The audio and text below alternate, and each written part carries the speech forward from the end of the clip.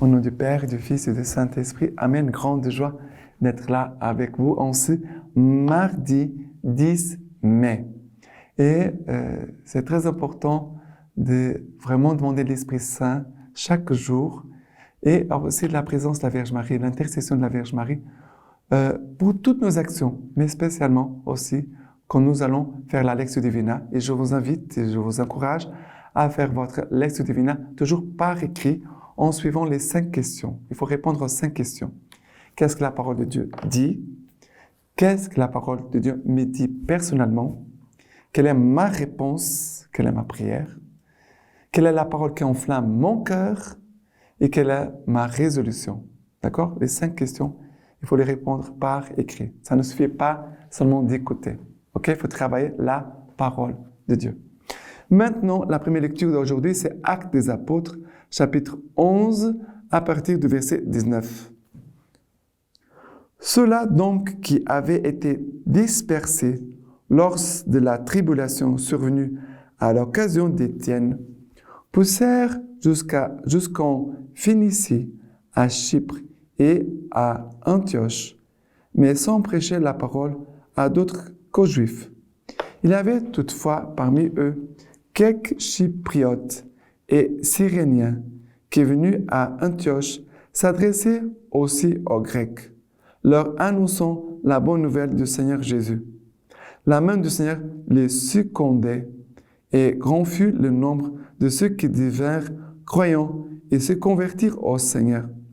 La nouvelle en vint aux oreilles de l'Église de Jérusalem, et l'on envoya Barnabé à Antioche. Lorsqu'il arriva et qu'il vit la grâce accordée par Dieu, il s'en réjouit et les encouragea tous à demeurer d'un cœur ferme, fidèle au Seigneur. Car c'était un homme de bien, rempli de l'Esprit Saint et de foi. Une foule considérable s'adjoignit ainsi au Seigneur.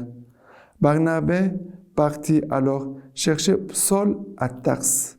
L'ayant trouvé, il l'amena à Antioche. Toute une année durant,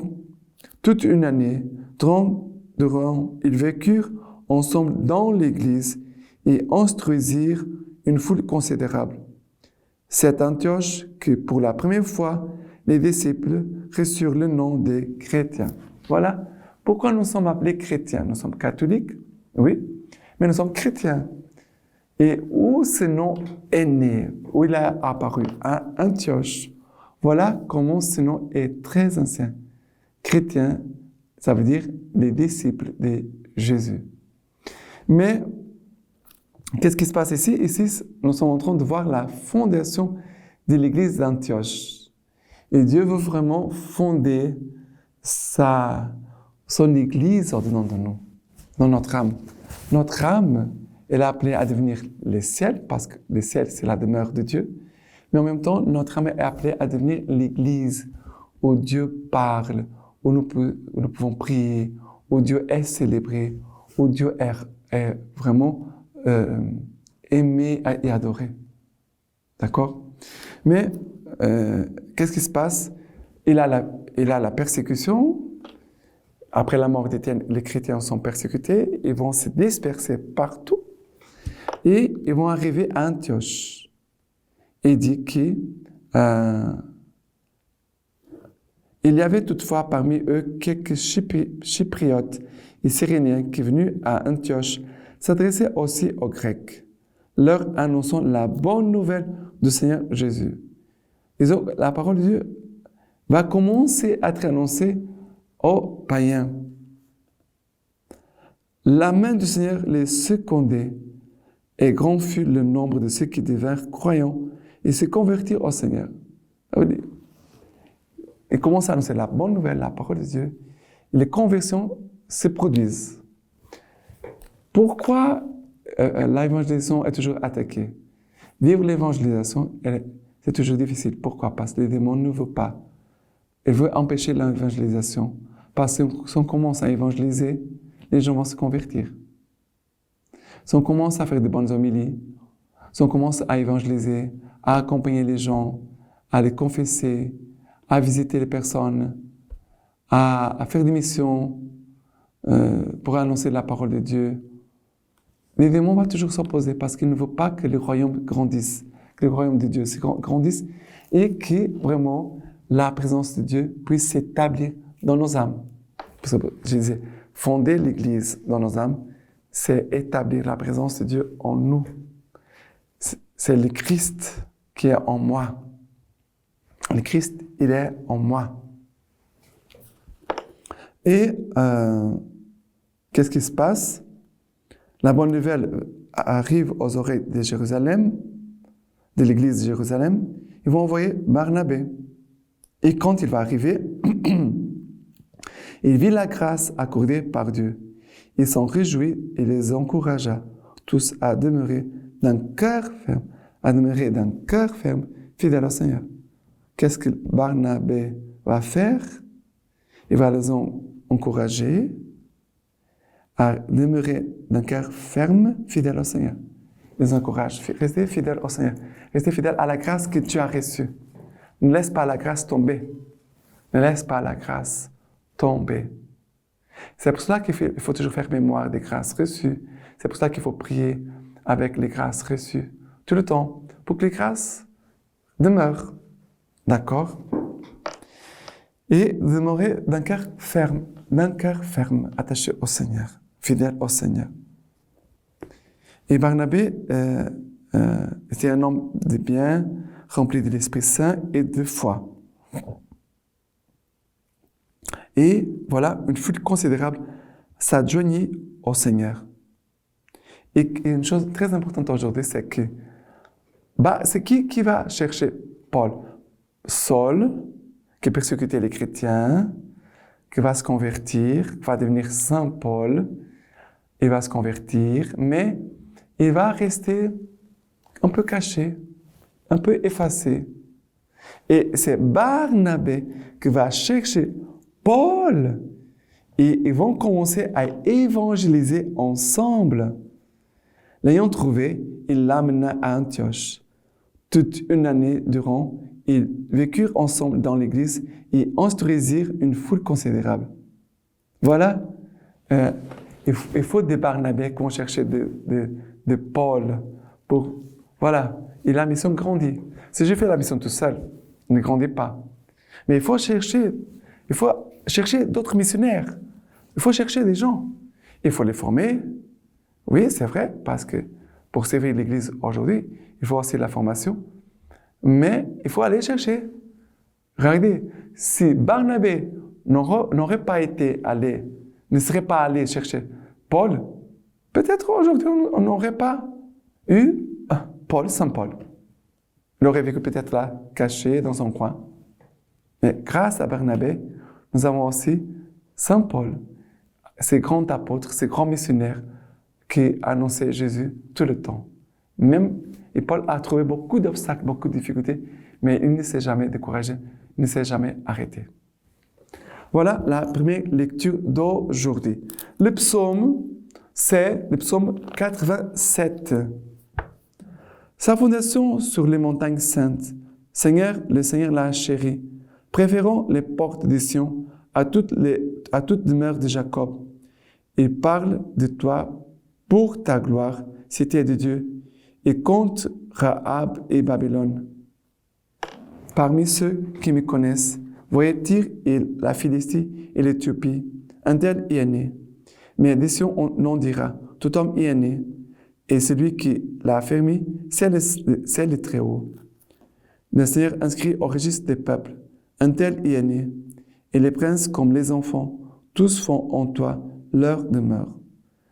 Ici, voyons, fondation, le Seigneur a fondé sur les montagnes saintes, Dieu a fondé son Église, il a nous fondé par sa parole, par la parole, par les sacrements, par l'Eucharistie. Je veux fonder sa présence en toi. Et aussi, que tu puisses demeurer aussi en lui. Dieu veut demeurer en nous, mais que nous puissions aussi demeurer en lui. C'est cela que Jésus nous disait. Demeurez en moi, comme moi, je demeure en vous. Demeurez dans mon amour. Et Jésus veut vraiment vivre cela avec nous. Et maintenant, l'évangile d'aujourd'hui, c'est Jean chapitre 10, à partir du verset 22. Il y a eu alors la fête de la dédicace à Jérusalem. C'était l'hiver. Jésus allait et venait dans le temple, sous le portique de Salomon. Les Juifs firent cercle autour de lui et lui dirent, « Jusqu'à quand vas-tu nous tenir en haleine? Si tu es le Christ, dis-le-nous ouvertement. » Jésus leur répondit, « Je vous l'ai dit et vous ne croyez pas. Les œuvres que j'ai faites au nom de mon Père témoignent de moi, mais vous ne croyez pas, parce que vous n'êtes pas de mes brebis. Mes brebis écoutent ma voix, je les connais et elles me suivent. Je leur donne la vie éternelle. Elles ne périront jamais, et nul ne les arrachera de ma main. Mon Père, quant à ce qu'il m'a donné, est plus grand que tous. Nul ne peut rien arracher de la main du Père. Moi et le Père, nous sommes un. Moi et le Père, nous sommes un. Et c'est cette grâce d'unité que nous devons vivre. Si chacun de nous vit cette unité avec Jésus, Jésus va nous unir au Père. Et ça veut dire que nous tous, nous serons unis au Père. Jésus veut nous donner cette grâce de l'unité, de vivre tous sous le regard du Dieu Père. Apprendre à vivre sous le regard de Dieu le Père, Dieu notre Père, notre Papa, qui nous aime d'un amour inconditionnel, comme il aime le fils prodigue qui revient à la maison, qui l'accueille et fait toujours fête. Voilà ce que le Seigneur nous dit. Mais il y a ceux qui ne croient pas. Nous pouvons et devons entrer dans la présence du Père, dans l'amour du Père, mais il y a ceux qui n'entrent pas. Ils vont dire à Jésus, dis-nous ouvertement, si tu es le Christ, dis-le nous ouvertement. C'est une bonne question. C'est une bonne question. Mais Jésus va répondre, je vous l'ai dit et vous ne croyez pas. Les œuvres que j'ai faites au nom de mon Père témoignent de moi, mais vous ne croyez pas.